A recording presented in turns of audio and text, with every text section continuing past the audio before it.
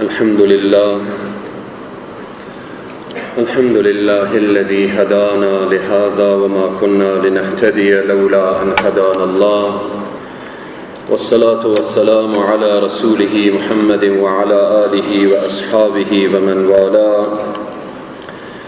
قال الله سبحانه وتعالى: والفجر وليال عشر. وأيضا قال الله سبحانه وتعالى: ويذكر اسم الله في أيام معلومات. وأيضا قال الله سبحانه وتعالى: لقد كان لكم في رسول الله أسوة حسنة. صدق الله العظيم. عن عبد الله بن عباس رضي الله عنهما عن النبي صلى الله عليه وسلم أنه قال: ما العمل في أيام أفضل منها في هذه؟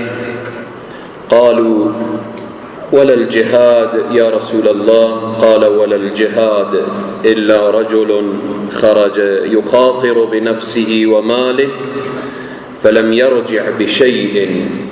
رواه البخاري، أو كما قال صدق النبي الكريم صلى الله عليه وسلم. خدمت سروران عزیز و بزرگوار، بزرگان، موسفیدان، جوانان و نوجوانان عزیز، خواهر و برادر، پیر و جوان، السلام علیکم و رحمت الله و برکاته. الله سبحانه و تعالی طاعات و عبادات همه من و شما را مورد قبول درگاه خیش داشته باشه و الله از همه ما و شما راضی باشه و الله جمیع مریضان را شفای عاجل و کامل عنایت بفرماید.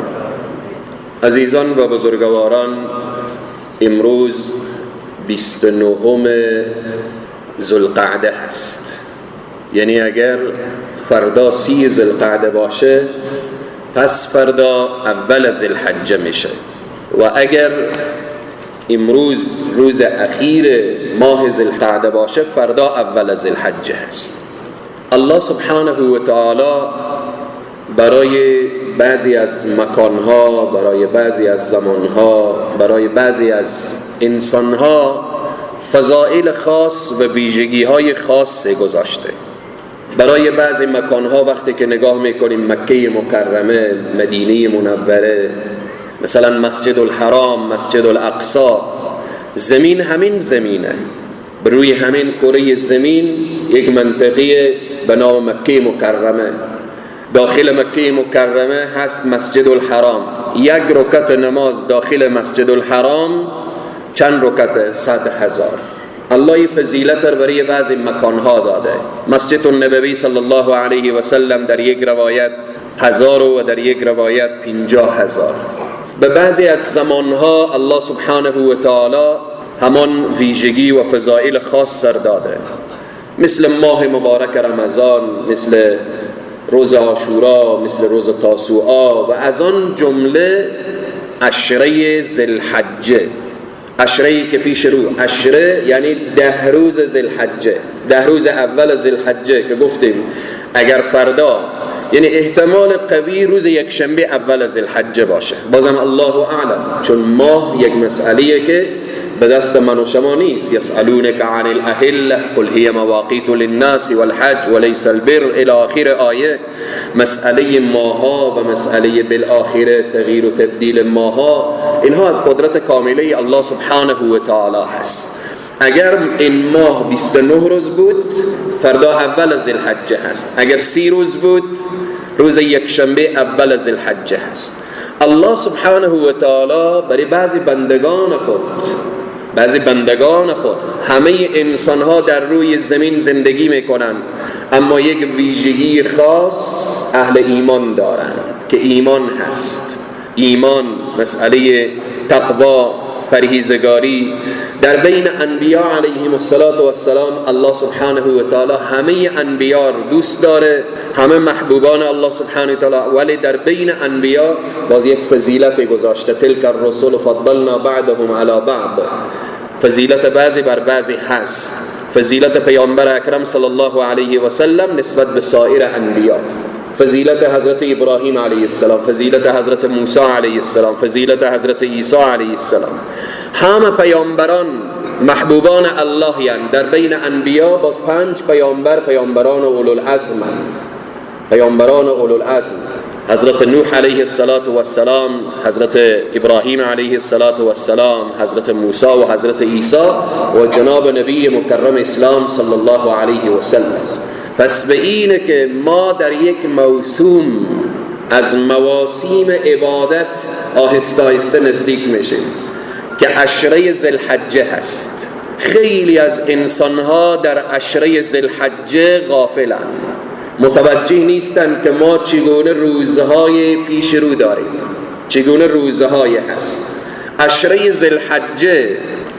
ذوالحجه 10 روز ذوالحجه چنان جایگاه داره و چنان مقام و منزلت داره که بزرگان و سلف صالح، اولیای الهی در عشره ذوالحجه چون موسم عبادت میدانستن، کمر محکم میبستن و کوشش اینا چندین برابر میشد نسبت به ماهای گذشته در عبادت الله سبحانه و تعالی. مثالی بیان میکنم. در وقتی که موسم پسته هست، پستلیق، دوستایی که رفتن یا شنیدن، یک نفر میره در موسم پسته، وقتی که پسته به دست میآیه میره زیر درختای همون پسته و پستلیق، خوب یک نالین خوبی بری خوب میبره و میندازه و قرار اونجا میخوابه. سوال هست، هیچ عاقل شاید این کار نکنه که بره به نیت پسته که پسته بزنه، وقت پسته زدن هست، وقت چیدن پسته هست و او بره زیر درختان پسته که خوب پستم بار آورده و میتونه که از این فرصتی که 2 روز یا 3 روز یا 4 روز تمام میشه او دیگه خواب نمیشه. حتی اونهایی که پسته میزنن، دوستایی که پسته میرفتن و پسته میچیندن و اینها، حتی این پتک های آبی به گردن بسته میکردن که از درخت تا ما پایین بشیم آب بنوشیم تأخیر میشه، دیر میشه، شاید 5 کیلو 4 کیلو پسته از دست ما بره. بناهن آب هم در کمر نابسته هست که به درخت در حال چیدن پسته همونجی که تشنه میشن آب بنوشن و بالآخره او آب هم اونقدر نمی نوشه که فقط گلوی خود را تازه میکنه. این معنا چیه؟ معنای موسوم همان به دست آوردن پسته شخص تلاش میکنه. کسانی که باغ و باغداری دارن طول سال زحمت میکشن، انتظار میکشن تا باغ اینا در ثمر نشسته باشه. وقتی که باغ در ثمر نشسته بود چه کارن؟ میرن به سفر میکنن، باغ و درخت و میوه و اینها رها میکنن؟ نه. اگر حتی کسی پرسان بکنه که فلانی بیا که بریم جای دعوت هستیم، بریم به سفر، میگه نه برادر، وقت درو گندم هسته و وقت چیدن میوه هسته و وقتیه که اینمی وقت حاصلاتیه که من باید از این فرصت استفاده کنم. الله سبحانه و تعالی برای بندگان خود موسم عبادت‌های خاص گذاشته.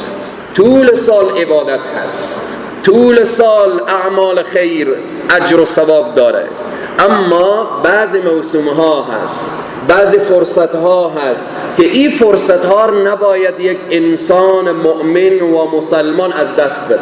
از جمله او فرصت‌ها سوال میشه، یکی از او فرصت‌ها کدام فرصت‌ها هست؟ عشره ذوالحجه، 10 روز ذوالحجه. سوال میشه تا در ذهن ما بیشتر و بیشترتر بمانه. الله سبحانه و تعالی می فرماید والفجر و لیال عشر، قسم یاد میکنه الله به صبح و لیال عشر. جمهور علما، جمهور مفسرین می فرمایند مراد از این و لیال عشر العشر من ذی الحجه. این قول جمهور علما هست. عشره ذوالحجه در کجا ثابت شد؟ در قرآن آمده والفجر و لیال عشر. در آیه دیگه الله سبحانه و تعالی می فرماید و یذکر اسم الله فی ایام معلومات. شما وقتی که هدیه خود را، قربانی خود را در راه الله ذبح می کنید، به یاد الله باشید در آن روزهایی که معلومه. شما ببینیم روزه ماه مبارک رمضان الله میفرمایه ایام معدودات، روزهای شمرده شده، چند روزی روزه ماه مبارک رمضان. اما عشره ذوالحجه میگه ایام معلومات، روزهای معلوم، مشخص، واضح. این روزهاییه که انسان باید متوجه این روزها باشه. حدیث پیامبر اکرم صلی الله علیه و سلم، عبدالله ابن عباس رضی الله عنه میفرماید که نبی مکرم اسلام صلی الله علیه و سلم فرمودند، میفرمایند انه قال ما العمل فی ایام افضل من ایام عشر ذوالحجه، هیچ روزی با فضیلت‌تر، با برکت‌تر از ایام عشره ذوالحجه در طول حیات انسان دیگه نیست. این حدیث پیامبر اکرم صلی الله علیه و سلم یک لحظه دقت داشته باشیم. میفرمایند ما العمل فی ایام افضل منها فی هذه، قالوا یا رسول الله ولا الجهاد، جهاد چه کار میشه؟ چون رسول الله در این حدیث فرمودن هیچ عملی در دنیا به اعمال ایام عشره ذوالحجه نمیرسه. یا رب چقدر دل من و شما به این ذوق هست که یا رب ما آیا به عشره ذوالحجه داخل میشیم یا نمیشیم؟ نمیدانیم. 2-3 جنازه امروز شاید اینجا به نماز داشته باشه. اینهایی که رفتن پرونده بسته شد، عشره ذوالحجه تمام شد. عشره ذوالحجه گذشته اگر استفاده کرده بودن خوشا به حالشان، نکرده بودن تمام. آیا ما تا عشره ذوالحجه که فردا یا پس فردا آیا ما داخل میشیم؟ نمیدانیم. به اینه که باید از اعماق دل بگیم یا الله ما را به عشره ذوالحجه برسان و توفیق اعمال صالحه عنایت بفرما. به این عزیزان رسول الله میفرمایند ما العمل فی ایام افضل منها فی هذه، قالوا یا رسول الله شما وقتی فرمودیم هیچ عملی، خب در این بین این اعمال که جهاد هست، جهاد چقدره؟ اجر و ثوابیو. رسول الله میفرمایند ذروة سنامه، قله بلند اسلام چیه؟ جهاده. قله بلند اسلام. صحابه عرض میکنه یا رسول الله آیا ولل جهاد، آیا جهاد هم در این روز انقدر اجر و ثواب نسبت به اعمال صالحه این ایام برابری نمیکنه؟ رسول الله میفرمایند ولل جهاد، حتی جهاد. امروز روز جمعه 29 ذوالقعده هست. بالاترین عمل، بهترین عمل، احب الاعمال عند الله کدام عمله؟ در شکی نیست که جهاده. ذروة سنامی، قله بلند اسلام جهاده. خب مجاهدی که الان در سنگره، مجاهدی که الان پای برهنه شکم گرسنه با تمام سختی ها در مقابل دشمن ها می جنگه، خب عمل از او فوق همه اعمال. عمل از او، از نماز ما، از روزه ما، از زکات ما، از صدقه ما، از دعوت ما، از تبلیغ ما، از همه اعمال او مجاهد که در راه الله جهاد میکنه بالاتره. اما وقتی عشره ذوالحجه داخل شد، تو کسی که تلاوت قرآن داری، تلاوت تو از جهاد در راه الله بالاتره. تو کسی که روزه داری، روزه تو از جهاد در راه الله بالاتره. تو کسی که ذکر داری، دعا داری، تسبیح داری، تهلیل داری، ذکر و وظیفه و بالاخره اعمال صالحه را انجام میدی، از جهاد در راه الله او بالاتره. ایرا کی میگه؟ نبی مکرم اسلام میفرمایند ولل جهاد، حتی جهاد در عشره ذوالحجه الا یک مجاهد باز مقام از او بالاتره. کدام مجاهد؟ رسول الله میفرمایند الا رجل خرج، مگر مردی که بیرون بشه، یخاطر بنفسه و ماله، با نفس خود بیرون شده باشه، با مال خود بیرون شده باشه، چه کاره؟ فلم یرجع بشیء، هر کس در راه الله بیرون شد، به جهاد رفت با جان و مال خود، یعنی رفت مال خود را هم در راه الله مصرف کرد، جان خود را هم در راه الله داده، دوباره به خانه بر نگشت، یعنی شهید شد، باز مقام ای بالاتر از او کسیه که در ذوالحجه عبادت می‌کرد.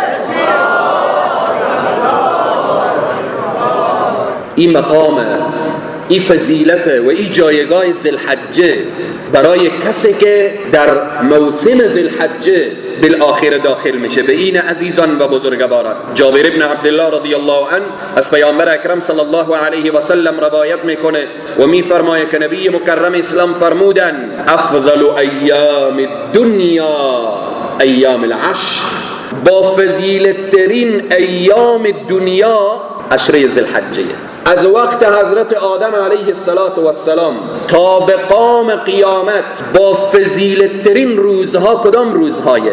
علما و بزرگان میفرمایند اگر کسی برایش میسر بشه که فقط در دنیا برای تو 10 روز وقت گذاشته میشه و تو از عمر خود انتخاب بکن کدام روزها را انتخاب میکنی، میگه اگر انسان عاقل بود، انسانی بود که قدر مقام و فضیلت و جایگاه عشره را دانست، میگه یا الله اگر مرا 10 روز در دنیا نگاه میداری مرا در عشره ذوالحجه زنده نگه دار. عبادت عشره ذوالحجه و 10 روز ذوالحجه از شیخ الاسلام ابن تیمیه رحمه الله سوال میشه. وقد سئل شیخ الاسلام ابن تیمیه در مجموع الفتاوا میاره که وقتی که پرسان میشن عشر ذوالحجه و العشر الاواخر من رمضان، پرسان میشه از شیخ الاسلام ابن تیمیه رحمه الله که 10 روز اخیر ماه مبارک رمضان فضیلتی و بیشتره یا 10 روز عشره ذوالحجه؟ شاید این سوال الان در ذهن شما هم خیلی سوال بیاید، ما اینقدر تعریف 10 روز ذوالحجه رو میکنیم، خب 10 روز اخیر ماه مبارک رمضان، خب او چه کار میشه؟ ماه مبارک رمضان چقدر فضیلت داره، خصوصا 10 روز اخیر ماه مبارک رمضان. از شیخ الاسلام ابن تیمیه پرسان شد ایهما افضل، کدام یک این عشره فضیلت داره و با فضیلت؟ فعجاب ایام عشر ذوالحجه افضل من ایام عشر من رمضان و لیال العشر الاواخر من رمضان افضل من لیال عشر ذوالحجه یا ذوالحجه. خیلی مهمه. شیخ الاسلام ابن تیمیه میگه افضل من ایام العشر، روزهای ذوالحجه با فضیلت تر از روزهای 10 روز اخیر ماه مبارک رمضان. اما شبها برعکس، شبهای اخیر ماه مبارک رمضان باز فضیلتی و بیشتر نسبت به شبهای عشره ذوالحجه.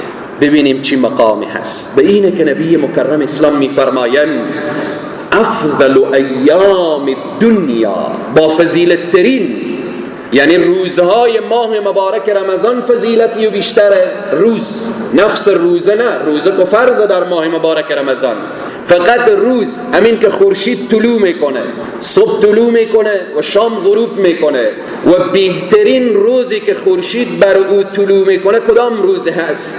ایام عشره ذوالحجه عزیزان و بزرگوار. یک روز بعد این ایام داخل میشه. چند سال عمر کردیم، اونهایی که 30 سال عمرنا هست 30 مرتبه این عشره سپری کردن، اونهایی که 40 سال عمر دارن 40 مرتبه این ایام این عشره گذشته، اونهایی که 60 سال 70 سال 80 سال هرچی بیشتر، هر سال یک مرتبه این 10 روز بر عمر ما تکرار میشه. به اینه که شیخ الاسلام ابن تیمیه میفرمایه 10 روز از لحاظ روزهای عشره ذوالحجه فضیلتی و نسبت به روزهای عشره اخیر رمضان فضیلتی و بیشتر است و از طرف شبهای رمضان باز فضیلتی و از شبهای عشره ذوالحجه بهتر و با فضیلت در هست. در این ایام چی باید کرد؟ کدام اعمال را بیشتر انجام داد؟ موضوع ارتباط به عبادات یا فضائل در عشره ذوالحجه هست. در این ایام، در این روزها بهترین اعمال کدام اعمال هست؟ اولا در ایام ذوالحجه تمام اعمال خیری که میدانیم و عملی که میدانیم اجر و ثواب داره و عبادت هست انجام بدیم. اما از همه بیشتر چند عمل، 8 عمل به طور خلاصه و فشرده اشاره میکنم که در این روزها این اعمال پیش خود یادداشت داشته باشیم که این اعمال در این روزها اجرا بشه و تا اینکه ما از اجر و ثواب و برکات و فضائل این عشره ذوالحجه محروم نشیم. اول در ایام عشره ذوالحجه بحث استغفار هست. استغفار میشه به عبارت دیگر گفت توبه. استغفار، توبه خالصانه و مخلصانه. خود توبه چی هست؟ توبه بازنمودن صفحه جدیدی. توبه یعنی بازنمودن صفحه جدیدی. ما میخواییم از همین لحظه یک صفحه جدیدی با خود باز کنیم به پروردگار عالم. پرونده ما خیلی به هم ریخته. مثالی بیان میکنم، بیشتر مثالها به خاطر تفهیمه. به اینه که یک نفر در جای معامله کرده، معاملی خیلی به هم ریخته و بالاخره طرف شریکش هر لحظه او را آزار میده، اذیت میکنه، هشدار میده که متوجه باش، اگر تصفیه نکنی، اگر بالاخره حساب را درست ندی، اگر فلان و فلان، خب تهدید میکنه، هشدار میده. در این حالت شخص پریشانه، میخوابه پریشان، راه میره پریشان، مینشینه نگران. یک بار بری زنگ میآید از طرف دوستش، همین ما کسی که با او معامله داره، میگه بیا برادر کل قضیه رو بخشیدم، بیا یک صفحه جدیدی باز میکنیم، دوباره از سر بالاخره شروع میکنیم به کار و معامله. چقدر این شخص خوشحال میشه. یک نفر پول آب و برق خورد تحویل نکرده، زیاد شده، پریشان نگران. یک بار بری زنگ میآید که برادر همین کار آب و برق تو تصفیه شد، خلاص دیگه پریشان نباش، بیا از ابتدا از سر کار ورق بگیر. توبه همینه. الله سبحانه و تعالی میگه ای بنده من، هر گناهی که کردی، هر معصیتی که کردی، هر بیراهی که رفتی، هر نوع گناهی که انجام دادی، بیا یک پرونده جدید، یک صفحه جدید بیا به خود باز بکن. بیا او گذشته های تو را من بخشیدم، تمام. بیا فقط صفحه جدیدی باز بکن و بر او صفحه جدید خود اعمال صالحه را بنویس. بیا مسیر خود را در صفحه جدید مشخص بکن که همانا بهشت و رضایت من هست. به این عزیزان و بزرگواران، در ایام ذوالحجه، در ایام عشره ذوالحجه، 10 روز ذوالحجه، از جمله اعمالی که باید ما متوجه باشیم و انجام بدیم بحث استغفار هست. استغفار، نبی مکرم اسلام شبانه روز 70 مرتبه استغفار میکردن. در یک روایت میاره 100 مرتبه استغفار میکردن. همین حدیث میخواد به ما چی درسی بده که رسول الله 70 مرتبه استغفار میکردن، رسول الله 100 مرتبه استغفار میکردن. این میخواد این درس بده که ای بنده، اگر در یک روز 70 مرتبه هم نافرمانی الله را کردی، باز هم از درگاه الله ناامید نشو. 70 مرتبه توبه کردی، توبه را شکستاندی، گناه کردی، باز توبه کردی، باز دنبال گناه رفتی. مهم اینه که استغفار داشته باشی. استغفار توبه خالصانه و مخلصانه. و الله سبحانه و تعالی می فرماید فقلت استغفروا ربکم. شما که استغفار بکنین ثمره و نتیجه چی میشه؟ از الله آمرزش بخواه. آمرزش خواستن کار سختیه. یا الله نفهمیدم، ندانستم، اشتباه کردم، این کار سختیه. برو در یک خانه تک و تنها، نیازی نیست که بالاخره به حضور مردم استاده بشی بگی آی مردم من گناه کردم میخواهم توبه کنم. نه، برو در یک خانه تک و تنها، دروازه را محکم ببند بین تو و بین رب تو. فقلت استغفروا ربکم انه کان غفارا. الله آمرزنده است.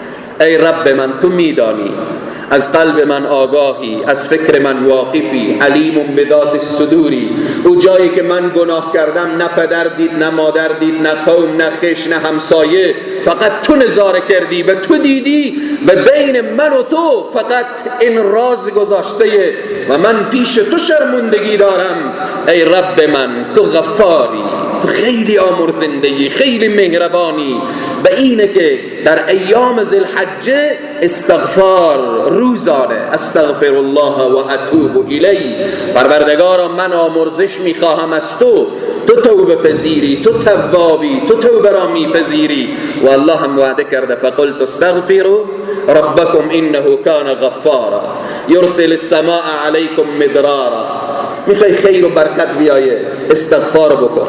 استغفار در زندگی انسان تحول ایجاد میکنه، زندگی انسان خیر و برکت میاره. استغفار بکن. پس یکی از اعمال یکی از اعمالی که ما همیشه باید انجام بدیم خصوصا در ایام ذوالحجه، در عشره ذوالحجه، استغفار هست عزیزان و بزرگواران. الله سبحانه و تعالی در آیه دیگه در سوره انفال میفرمایه و ما کان الله لیعذبهم و انت فیهم. الله شما را عذاب نمی کنه تا زمانی که پیامبر در بین شما باشه. این مقام صحابه هست، این جایگاه صحابه و این ارزش صحابه و ارزش مردم عصر پیامبر اکرم صلی الله علیه و سلم و حتی مشرکینی که در همون عصر قرار داشتن. عذاب نمی آید بر شما ای قوم و ما کان الله لیعذبهم و انت فیهم. ای پیامبر تا دمی که تو در بین او قوم باشی عذاب نمی آید، تا زمانی که تو در روی زمین زنده باشی عذاب نمی آید. خب رسول الله صلی الله علیه و سلم زنده بودن، عذاب نمی آمد. بعد از رسول صلی الله علیه و سلم عذاب می آید، بله، اما به سر یک قوم عذاب نمی آید، به سر یک خانواده عذاب نمی آید، به سر یک شخص عذاب نمی آید. یک دروازه بسته شد به روی ما و شما. رسول الله صلی الله علیه و سلم از دنیا رفتن، این دروازه بسته شد. و ما کان الله لیعذبهم و انت فیهم. تا زمانی که پیامبر بین شما باشه عذاب نمی آید. خب پیامبر که بین ما نیست. رسول الله صلی الله علیه و سلم 1400 سال میشه از دنیا و بالاخره قریب به 1400 سال که از دنیا تشریف بردن رسول صلی الله علیه و سلم، یعنی از هجرت رسول صلی الله علیه و سلم 1442 سال میشه. رسول الله صلی الله علیه و سلم که در بین ما نیستن. امروز چی سبب میشه که ما را وقایه کنه از عذاب الهی؟ استغفار هست. ادامه آیه الله سبحانه و تعالی میفرمایه و ما کان الله معذبهم و هم یستغفرون. هر کس استغفار داشته باشه عذاب نمی آید به سراغش. در خانواده‌ای که استغفار بود عذاب نمی آید. چی میشه که در خانواده های خود و بالاخره بین زن و فرزند و اینها ایام عشره ذوالحجه حلقه ها بسازیم و بالاخره به خاطر استغفار برای فرزندان خود بگیم فرزند من، دختر من، پسر من، بالاخره با تک تک اعضای فامیل روزانه 100 مرتبه همه باید استغفار بکنیم، بگیم استغفر الله استغفر الله استغفر الله و اتوب الیه. این استغفار ثمره و نتیجه اینه که عذاب نمی آید. امروز چقدر عزیزان من مصیبت ها از زمین و آسمان میباره، عذاب های گوناگون از هر طرف سرازیر شده، اما خود رو وقایه کنیم از این عذاب ها. با چی؟ در این ایام هم میبینیم بعضی مریضی ها از هر طرف. خب خیلی کار خوبیه، یک برادر ماسک میزنه کار خوبیه، یک برادر بالاخره اگر ضد عفونی میزنه خوب کاری میکنه، اگر یک برادر نظافت رعایت میکنه بهترین کار میکنه، اگر یک برادر بالاخره تمام اسباب و وسایل و تمام او چیزهایی که اطباء میگن مراعات میکنه کار خوبیه. چیزی که الله هم میگه مد نظر داشته باشی. الله میگه خود را از عذاب وقایه کنیم. به چی وقایه میشه؟ به استغفار. استغفر الله و اتوب الیه. این کار سختیه. راه میریم بگیم استغفر الله، می نشینیم بگیم استغفر الله، راه میریم بگیم استغفر الله، با موتر بالا میشیم استغفر الله، می نشینیم استغفر الله. به اینه که استغفار از جمله اعمالی که ما در عشره ذوالحجه هر قدر که میتوانیم فقلت استغفروا ربكم انه كان غفارا يرسل السماء عليكم مدرارا ويمددكم باموال وبنين ويجعل لكم جنات ويجعل لكم انهارا.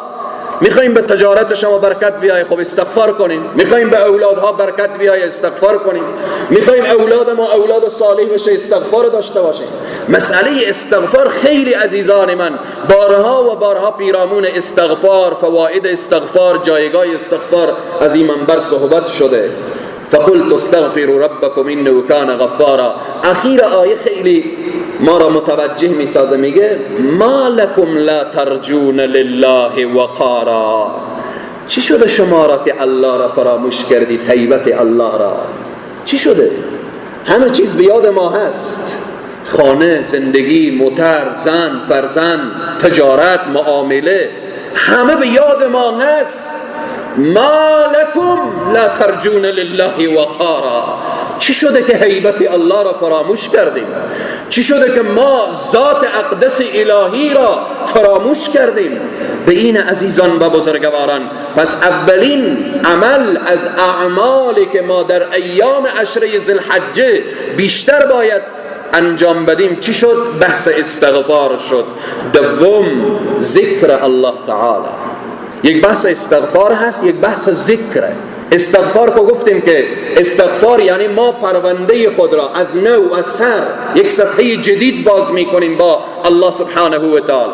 وقتی میگیم استغفر الله معنی اینه که ای الله هر اشتباهی که کردم پشیمانم، نادمم، نفهمیدم، ندانستم، ای الله صفحه جدیدی باز میکنم، بر این صفحه جدید توفیق اعمال صالحه عنایت بفرما.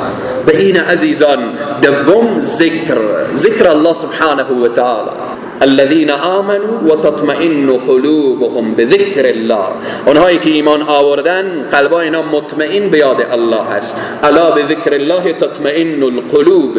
آگاه باشید که قلب فقط به یاد الله آرامش پیدا میکنه، نه دیگه هیچ چیزی قلب انسان آرامش نمیده. الا بذکر الله تطمئن القلوب. به این عزیزان و بزرگواران و الله سبحانه تعالی در آیات زیادی ارتباط به ذکر، اذکر الله ذکرا کثیرا وسبحوه بکرة و اصیلا. شما الله را زیاد یاد کنید، صبح و شام یاد کنید. منظور از بکرة و اصیلا یعنی 24 ساعت به یاد الله باشید. الله سبحانه و تعالی وقتی که اوصاف مؤمنین و متقین و بندگان محبوب خود را بیان میکنه، اونها چگونه مردمی؟ إن في خلق السماوات والأرض واختلاف الليل والنهار لآيات لأولي الألباب الذين يذكرون الله قياما وقعودا وعلى جنوبهم. محبوبان الله کسانی هستند استاده به یاد الله، نشسته به یاد الله، به پهلو افتاده به یاد الله، در هر حال به یاد الله.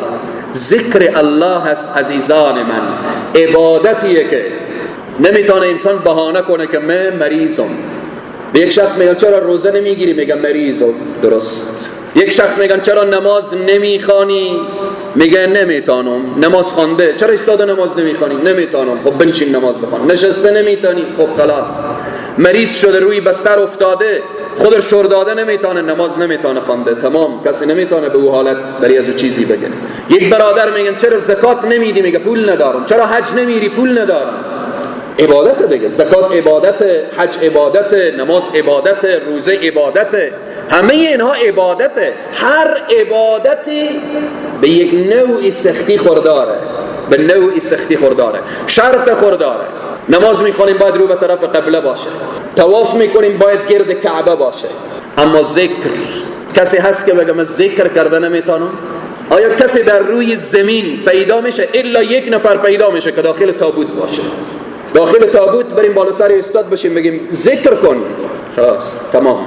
اما کسی که بندی داخل محبس ذکر کرده میتونه، روی بستر شفاخانه ذکر کرده میتونه، مسافر، مریض، حتی زیر شکنجه دشمن، یک مسلمانی زیر شکنجه ظالم قرار داره، در او حالت باز هم میتونه بگه الله یا رب، میتونه بگه الذين يذكرون الله قياما وقعودا وعلى جنوبهم. استاده، نشسته، به پهلو.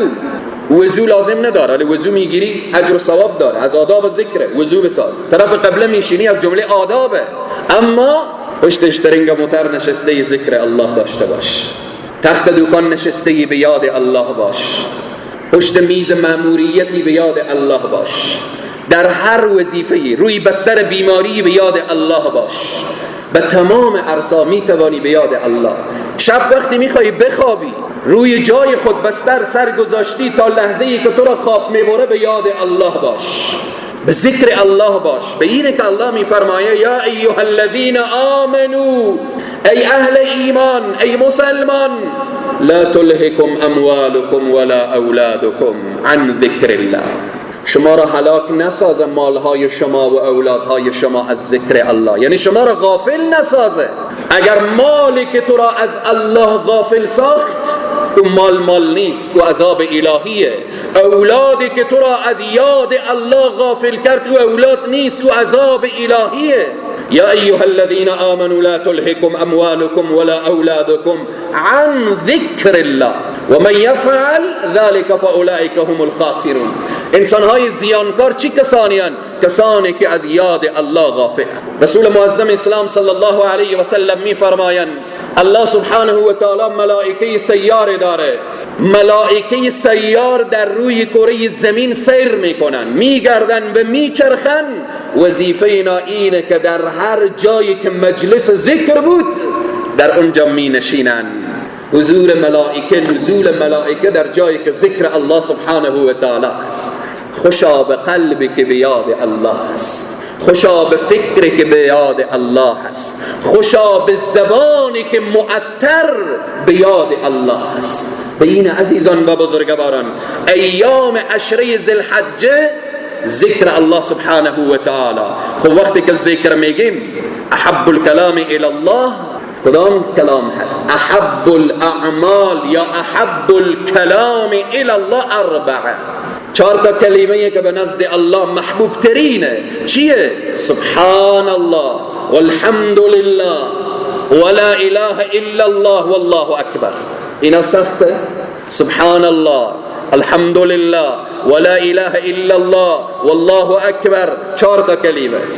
راه میری بگو سبحان الله، سبحان الله، سبحان الله، الحمد لله، الحمد لله، الحمد لله، الله اکبر، الله اکبر، الله اکبر، لا اله الا الله. نبی مکرم اسلام میفرمایند افضل الذکر لا اله الا الله. افضل الذکر، بهترین ذکر لا اله الا الله است.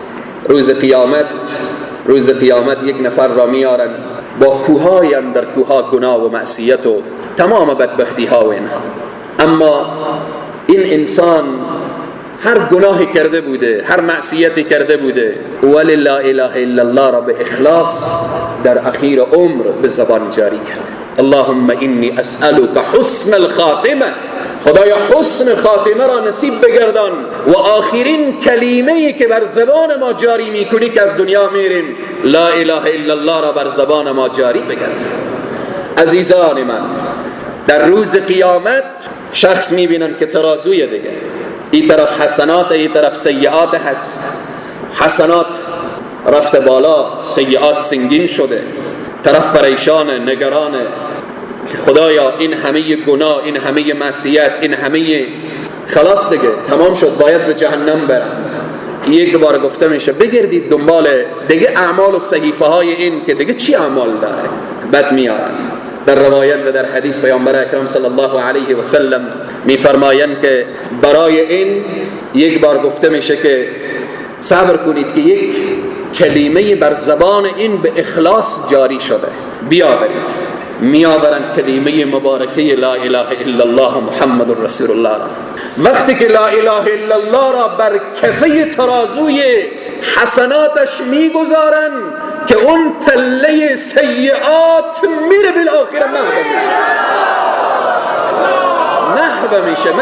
لا اله الا الله حسنات را سنگین میکنه. پله ترازو لا اله الا الله، این به اخلاص کار سختیه. جوان مسلمان، دختر مسلمان، چند تا خواندن هندی یاد داری؟ چند تا خواندن بالاخره فلان و فلان؟ چند تا بیت و شعر بالاخره از فلان خواننده و فلان خواننده یاد داری؟ اونها را زمزمه میکنی، والله اونها به درد تو نمیخوره. تا زمزمه فلان خواننده را داری، با خود زمزمه لا اله الا الله را داشته باش. راه میری بگو لا اله الا الله، لا اله الا الله، لا اله الا الله، تا اینکه لحظه‌ای که از دنیا میری با این کلمه از دنیا بری. به این عزیزان و بزرگواران، نبی مکرم اسلام میفرمایند احب الکلام الی الله اربع، 4 کلمه به نزد الله محبوبه. سبحان الله والحمد لله ولا اله الا الله والله اکبر. او حدیث اخیر بخاری که 2 کلمه هست، به زبان سبک، به ترازو ثقیل و به نزد الله محبوب. چیه؟ سبحان الله و بحمد سبحان الله العظیم. اینها سخت نیست عزیزان و بزرگواران. پس بحث ما ارتباط به ذکر در ایام عشره ذی الحجه، به این 10 روز از جمله اعمالی که انجام میدیم ذکر الله سبحانه و تعالی. ذکر بدون نوع، ذکر مطلق، ذکر مقید. ذکر مطلق ذکریه که در تمام روزها، در تمام ساعتها، در تمام ایام، در تمام مکانها، در هر جایی که برابر میشی که برای تو فرصت فراهم میشه ذکر داشته باش. ذکر مطلق. اذکر الله ذکرا کثیرا. بعضی از برادران میآیند فلانی مرا اجازه نداده فلان ذکر رو بکن. آیا اجازه هست که ما همین سوره اخلاص رو چند مرتبه بخوانیم؟ یا مثلا کدام ذکر؟ الله برای تو اجازه داده اذکر الله ذکرا کثیرا. الله را تو میتونی عبادت بکن، ذکر بکن. ذکر الله سبحانه و تعالی. کام و زبان خود را معطر بساز. صحابه آمدن نزد رسول معظم اسلام، یا رسول الله ما را وصیت کن، ما را توصیه کن، ما چه کار باید بکنیم؟ نبی مکرم اسلام فرمودن کام و زبان خود را معطر کنید به یاد الله. به یاد الله. بهترین ذکر ذکریه که به زبان گفته بشه و قلب او تصدیق بکنه. وقتی میگی سبحان الله قلب هم بگه سبحان الله. وقتی میگی الحمدلله قلب هم بگه الحمدلله. ذکر مقید ذکریه که باز قید شده، مثل دعای بعد از اذان ذکر هست. مثلا اذکار صبح و شام، بعد از نماز صبح فلان ذکر، بعد از نماز شام فلان ذکر، بعد از نمازهای فرض فلان ذکر، بعد از نمازهای فرض 33 دفعه سبحان الله، 33 دفعه الحمدلله، 33 دفعه الله اکبر. اینها ذکرهای مقید قید شده. و از این جمله ذکرهای مقید کدام ذکره؟ ذکریه که در ایام تشریق، که از روز عرفه، که انشاءالله پیرامون فضائل روز عرفه، پیرامون ایام تشریق و اذکار تشریق انشاءالله باذن الرحمن اگر عمر باقی بود هفته آینده انشاءالله اشاره میشه، چون به عرفه نزدیک میشیم انشاءالله باذن الرحمن هفته آینده. پس ذکر مطلق شد و ذکر مقید شد. در این ایام عشره ذوالحجه ذکر مطلق، راه میریم به یاد الله، می نشینیم به یاد الله، خواب میشیم به یاد الله، بیدار میشیم به یاد الله. و ذکر الله سبحانه و تعالی. الا بذکر الله تطمئن القلوب. آگاه باشید که قلبها فقط یاد الله هست که مطمئن میسازه. سوم صریح میگذاریم در ایام عشره ذوالحجه تلاوت قرآن. پیش خود مشخص کنید 10 روز از اول ذوالحجه تا روز عشره ذوالحجه 10 روزه. روز چند جز قرآن بخونیم؟ 3 جز میشه. 3 جز قرآن چند وقت میگیره؟ 1 ساعت بیشتر وقت نمیگیره. 1 ساعت اختصاص به تلاوت قرآن. اگر 2 ساعت به تلاوت قرآن اختصاص بدیم 2 ختم قرآن در این عشره میکنیم. اگر 3 ساعت وقت به تلاوت قرآن بدیم که روزانه شما در هر ساعت 3 جز قرآن بخونیم، شما 3 ختم در این عشره ذوالحجه. موسم عبادته. گفتیم این فرصتیه که فرصت ذهبی به طلایی هست. والله العظیم قلب انسان میلرزه که شاید تا فردا نباشه، شاید تا فردا، تا پس فردا اول ذوالحجه این ایام افضل ایام دنیا نصیب ما نشه. عزیزان و بزرگواران تصمیم جدی باید بگیریم. گفتم فصل عبادت، موسم عبادت. و الله سبحانه و تعالی می فرمایه که این ایامیه که رسول صلی الله علیه وسلم وقتی که می فرماین، یعنی الله میگه و ما ینطق عن الهوى ان هو الا وحی یوحى. افضل ایام الدنیا عشر ذوالحجه هست. عزیزان و بزرگواران، پس تلاوت قرآن رو به دست بگیریم، تلاوت کنیم، تدبر داشته باشیم. قرآنی که الله سبحانه تعالی در هر حرف الله 10 حسنه عطا میکنه، قرآنی که در روز قیامت شفیع انسان میشه، قرآنی که در روز قیامت چراغ میشه برای انسان، برهان میشه برای انسان، دلیل میشه برای انسان. عزیزان و بزرگواران، در این عشره از اعمال تلاوت قرآن. 4 دعا است. در عشره ذوالحجه دعا، تمام اعمال خیر را انجام بدیم، ولی این اعمال را که اشاره میکنم اینها از همه مهمتر هست در این ایام. دعا. و قال ربکم ادعونی استجب لکم. الله میگه کسی هست که از من چیزی بخواهه تا من جوابش را بدم، من اجابت کنم. استجب لکم. نبی مکرم اسلام میفرمایند الدعا هو العباده. دعا عبادت هست. عشره ذوالحجه عزیزان و بزرگواران اختصاص بدیم، تقسیم اوقات بسازیم. این ساعت تلاوت قرآن، این ساعت استغفار، این ساعت بالاخره برای دعا، این ساعت تلاوت قرآن باشه. دعا، الدعا هو العباده. نبی مکرم اسلام میفرمایند لیس شیء اکرم علی الله تعالی من الدعاء. هیچ چیزی مکرمتر از دعا به نزد الله دیگه چیزی بهتر از اون نیست. وقتی تو دست بالا میکنی به طرف الله، این نشانی اوج عجز و تواضع و فروتنی انسان را نشان میده، احتیاجی انسان را نشان میده. ای الله مرا ببخش، یا رب مرا ببخش. چقدر لذت داره که انسان با خدای خویش راز و نیاز داشته باشه. و نبی مکرم اسلام صلی الله علیه و سلم در حدیث دیگه میفرمایند من لم یسأل الله یغضب علیه. کسی که از الله چیزی نخواهه الله بالایش غضب میکنه. کسی که از الله چیزی میخواهه الله رحمت خود را شامل حالش میگردانه. آیا غیر از در الله دیگه دری هست؟ خصوصا در شرایط امروزی، در فضای امروزی، در وضعیت امروزی جز در الله دیگه در مانده؟ به این عزیزان ایام عشره ذوالحجه پس متوجه دعای خود باشیم و فرصت بگذاریم به خاطر دعا. نبی مکرم اسلام میفرمایند اعجز الناس من عجز عن الدعاء. عاجزترین انسان یعنی بیکارترین انسان، به این عبارت بگم بیکارترین انسان کدام انسانه؟ انسانیه که از دعا محروم باشه، از دعا محروم باشه. چرا خود را ما محروم از این دعا بگردانیم، از این عبادت بگردانیم؟ عزیزان و بزرگواران سریع میگذرم. پنجم، شب زنده‌داری در شب‌های عشره ذوالحجه. شب زنده‌داری از علما و بزرگان و ائمه و سلف صالح چنین روایت شده که لا تطفئوا سروجکم لیال العشر. ائمه و بزرگان و سلف صالح در عشره ذوالحجه در شب چراغ خود را خاموش نمی‌کردند. یعنی چی؟ چراغ خاموش نمی‌کردند یعنی چراغ روشن بود خواب می‌شدند. معنا اینه که به تلاوت قرآن مصروف بودن، به نماز مصروف بودن. این پیامر میرسانه برای ما که در این شبها به یاد الله و ذکر الله، حداقل اگر دیگه کاری نمیشه تهجد در این شبها از پیش ما قضا نشه. عزیزان و بزرگواران، وقال ابن حجر رحمه الله که درباره مسئله اجتماع تمام عبادات ابن حجر اسقلانی رحمه الله میفرمایه که این عشره ذوالحجه چنان هست که وقال ابن حجر رحمه الله في الفتح باري والذي يظهر أن السبب في امتياز عشر ذي الحجة لمكان اجتماع أمهات العبادة فيه وهي الصلاة والصيام والصدقة والحج ولا يأتي ذلك في غيره. این عشره ذی الحجه چقدر مهمه، چون تمام اعمال را به خود جمع کرده. در عشره ذی الحجه تمام عبادات انجام میشه.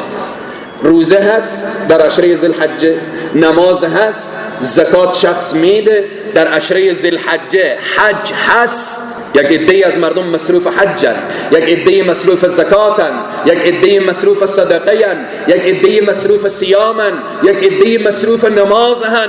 کل عباداتی که رسول الله میفرمایند بنی الاسلام علی خمس شهادت ان لا اله الا الله و اقام الصلاه و ایتاء الزکات و صوم رمضان و حج بیت الله الحرام، همه اینا ابن حجر اسقلانی رحمه الله میفرمایه در این ایام عشره ذی الحجه جمع شده.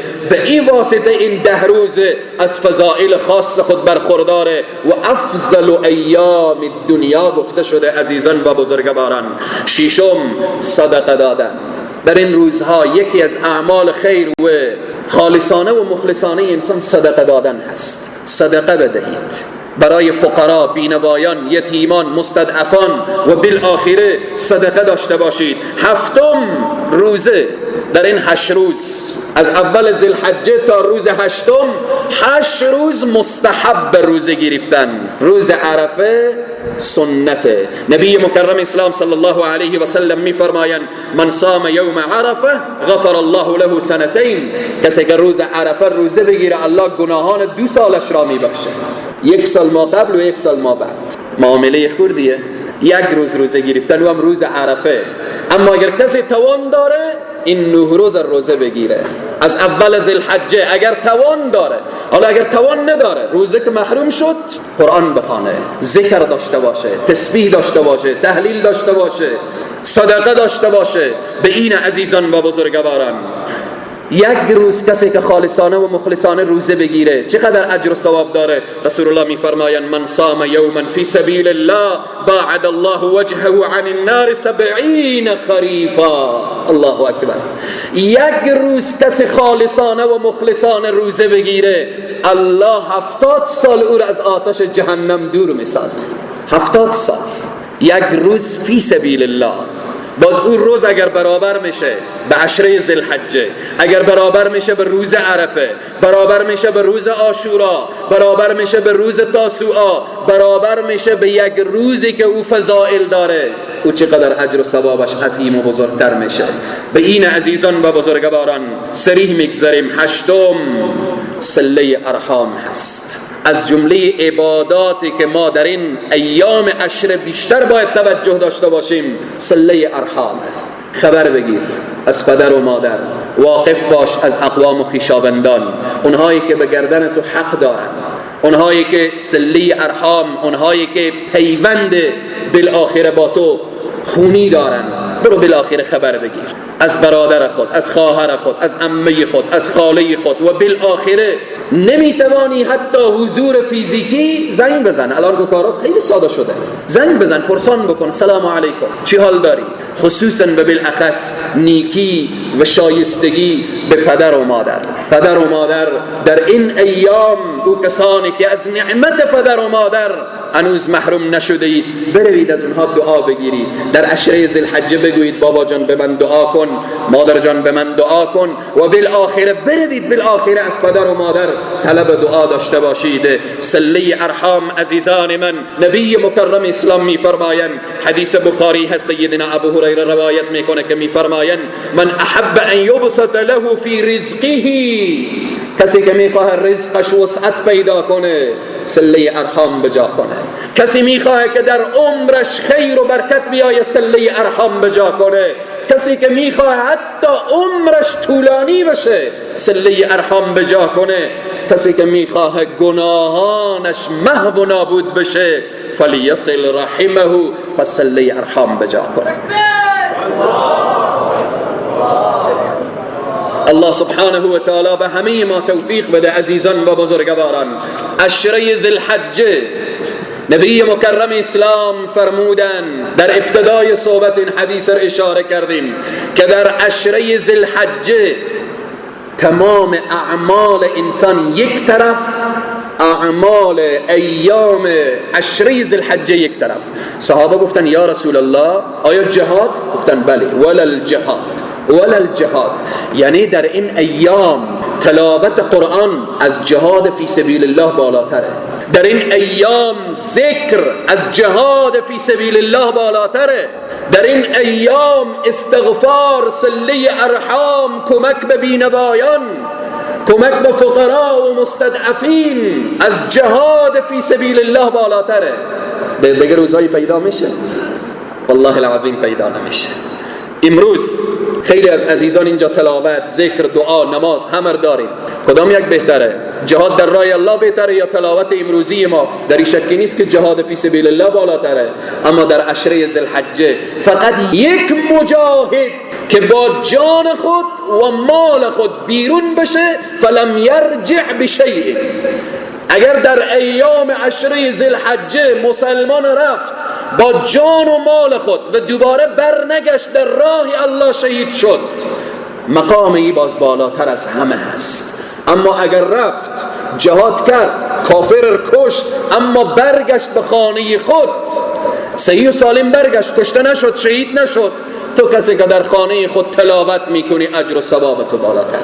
تو کسی که بالآخره ذکر و دعا داری، او هم یک عمل را انجام داده، تو هم یک عمل را انجام میدی که هر دو به نزد الله سبحانه و تعالی محبوبه.